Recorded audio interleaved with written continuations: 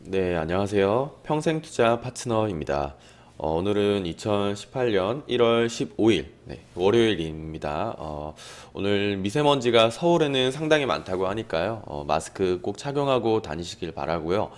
오늘 이제 바로 들어가 볼 내용은 이 미녀 53의 쩐의 흐름을 타라 라는 도서 43페이지 내용인데요.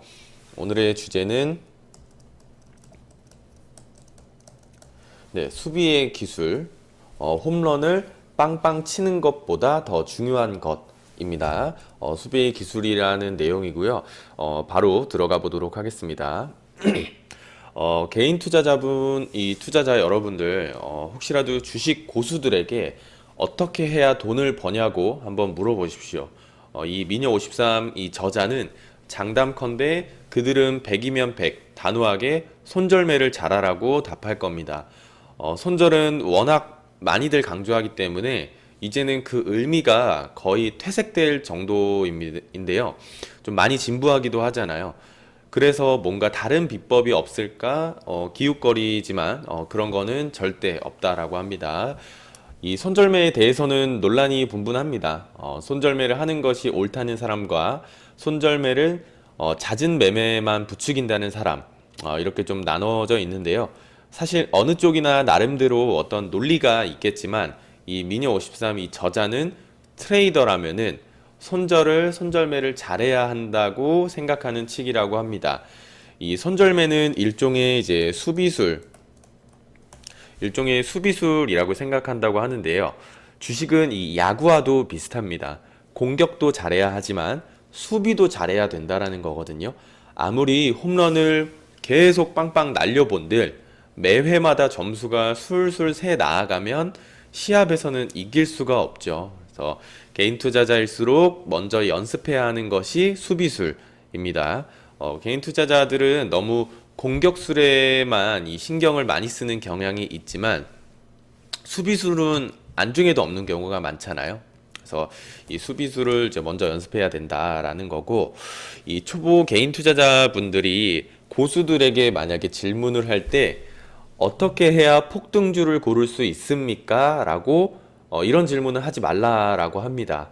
혹시라도 그렇게 됐을 때 어떤 마음씨 좋은 고수는 그저 좀 웃음을 머금다가 그냥 추세를 따르라 라고 한마디 던지고 사라질 것이고, 맘씨가 좋지 않은 좀 그런 고수들은 그런 방법을 알면 내가 왜 당신에게 가르쳐 주냐, 내가 먹지 라고 대꾸할 것이다 라고 합니다.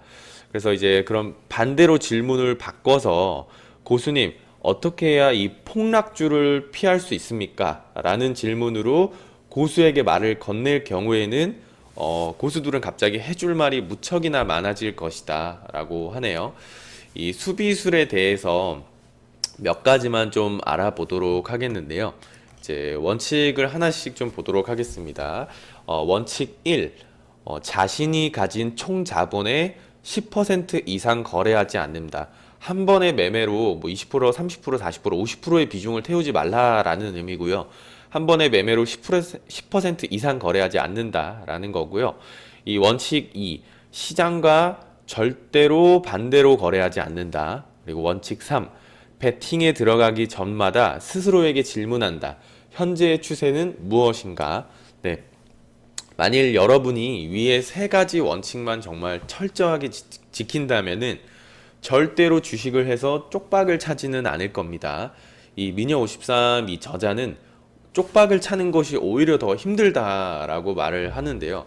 이 저자의 경험상 원칙 2번과 3번, 그러니까 시장과 반대로 거래하지 않는다와 어떤 현재 추세는 무엇인가라는 질문을 던지는 이 원칙은 조금만 연습하면 지킬 수 있으나 이 원칙 1, 총 자본의 10% 이상 거래하지 않는다. 이 원칙 1번은 상당한 경지에 이르기까지 지키기가 굉장히 힘들다고 합니다. 그만큼 자기 자신을 통제하기가 어렵기 때문인 것 같은데요. 이 미녀 53이 손절매의 정의를 한번 내렸는데요. 손절매의 정의를 한번 보면은 자신의 오판단을 인정하여 보유 포지션을 청산하는 행위이다. 자신의 판단이 틀렸을 때는 그것을 솔직하게 인정하십시오. 승부사라면 패배를 인정할 줄 알아야 합니다. 마지막으로 이 청산의 기법을 몇 가지만 좀 보고 마치도록 할 텐데요. 자, 1번을 보면은 단순 손실 컷, 손실 자체의 그 확대 가능성을 그냥 없애버리기 위해서 손실을 불문하고 포지션을 정리하는 행위인데요. 그냥 말 그대로 내가 마이너스 5%, 뭐 7, 8%만 되면 무조건 팔겠다라는 단순 손실 컷입니다. 이게 이제 가장 일반적인 손절매의 개념이자 대부분의 개인 투자자들이 갖고 있는 유일한 개념이기도 합니다. 2번을 보면은 본전 컷, 포지션 진입 후에요. 어느 정도 평가 수익이 발생하면은 그때부터는 본전 가격에 청산 주문을 넣어두는 겁니다. 손절매를 올려서 본전 컷에 이제 본전에 청산 주문을 넣어두는 거고요. 이렇게 하면은 이때부터는 손실 가능성 자체가 그냥 사라지는 거거든요. 그래서 본전 것도 많이 활용하시면 좋을 것 같고, 그리고 세 번째는 이제 트레일링 이익 컷, 뭐 트레일링 스탑이라고도 많이 하잖아요. 그래서 이거는 수익을 보존하는 기술이거든요. 이익을 확정짓기 어려워하는 개인 투자자 분들이 사용하시면은 굉장히 도움이 많이 되실 거고, 이 달리는 시세는 더 빨리 달리지 못하면은 아무래도 좀 반락하기 마련인데요. 이 청산 가격을 계속 올려가면서 추세를 따라가는 이익을 보존하는 방법입니다. 개인 투자자분들이 20%, 30%까지 종목의 평가 수익이 났다가 매도를 하지 못해서 본전까지 다시 이익을 잃어버리거나 아니면 다시 마이너스권에 진입한다거나 그런 경우가 굉장히 많거든요. 그래서 이 추세를 따라가면서 청산 가격을 계속 올려가는 이런 이 트레일링 이익 컷을 활용하시면은 적어도 이익을 잃어버리는 이 일은 좀 많이 없으실 거다라는 하는 거고요. 그리고 이제 네 번째로 보면은 타임 컷. 이거는 이제 원하는 추세가 주어진 시간 안에 나오지 않으면 이익이나 손실을 불문하고 포지션을 정리하는 행위입니다. 이 대개 고수와 하수의 가장 극명한 차이가 타임컷을 할 줄 아느냐에서 나타난다고 하는데요. 고수는 어떤 시장에 막연한 희망을 가지고 있지 않기 때문에 자신의 그 예측이 빗나갔다고 생각하는 즉시 미련 없이 포지션을 정리하는데 능숙합니다. 그래서 이 네 가지의 이 수비술, 이익을 보존하거나 아니면 손실을 극대화시키지 않는 이런 이 수비술들을 잘 활용하시면 좋을 것 같고, 이처럼 이 수비술은요, 그것 자체로 하나의 중요한 매매 기술입니다. 이 저자는 마지막으로 어떤 부탁 아닌 좀 부탁을 하는데요. 제발 수비술에 신경을 좀 쓰세요. 공격만 잘하려고 하지 말고, 라는 말로 이 책의 이 단원을 좀 끝내는 이 부탁으로 이제 끝내고 있습니다. 그래서 여기까지 이제 책 내용을 한번 봤고요.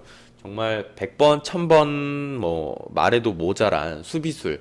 여태까지 제가 진행해드리고 있는 책들에서 손절매를 강조하지 않은 책은 단 하나도 없었거든요. 그래서 그만큼 돈을 많이 벌었다라고 하는 사람들이 하나같이 입을 모아서 강조하는 내용이니만큼 우리 다 같이 손실을 인정할 줄 아는 투자자가 되시기를 바라겠습니다. 자, 그럼 오늘 남은 하루도 더 화이팅 하시는 하루가 되시고요. 저희도 남은 시간 더 화이팅 하겠습니다. 감사합니다.